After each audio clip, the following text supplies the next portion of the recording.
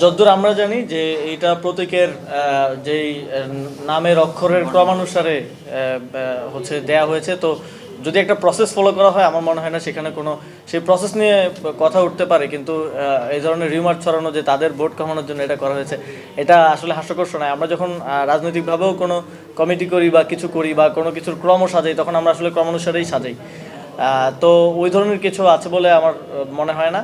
এটা নিয়ে আমরা দেখেছি যে অনেকে বলছেন যে পোস্টাল ব্যালট বন্ধ করতে হবে কিংবা, তো আমরা মনে করি যে এটা এক ধরনের অশনি সংকেত। এটা আমাদের প্রবাসী ভোটারদের, যাদের ভোটাধিকারের জন্য আমরা দীর্ঘদিন লড়াই করেছি, সংস্কার কমিশনে আমাদের পক্ষ থেকে কথা বলা হয়েছে, এনসিপির একটা দীর্ঘ লড়াই আছে এই প্রবাসীদের ভোটাধিকার আদায়ের জন্য, এবং সেই প্রক্রিয়াটা এবার শুরু হয়েছে, যদিও ছোট পরিসরে হলেও এটা আগামী দিনে আরও বড় পরিসরে আমাদের যেই প্রায় 1 থেকে 1.5 কোটি প্রবাসী রয়েছেন, সবাই যারা রেমিটেন্স দিয়ে দেশের অর্থনীতিকে চাঙ্গা করে রাখছেন, তারা যেন ভোট পরবর্তীও দিতে পারে, এটাও নিশ্চিত করার জন্য এনসিপি কাজ করে যাবে।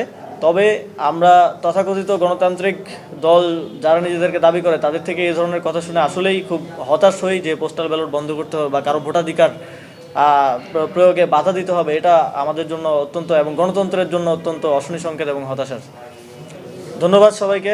আসসালামু আলাইকুম, আবারও দেখা হবে।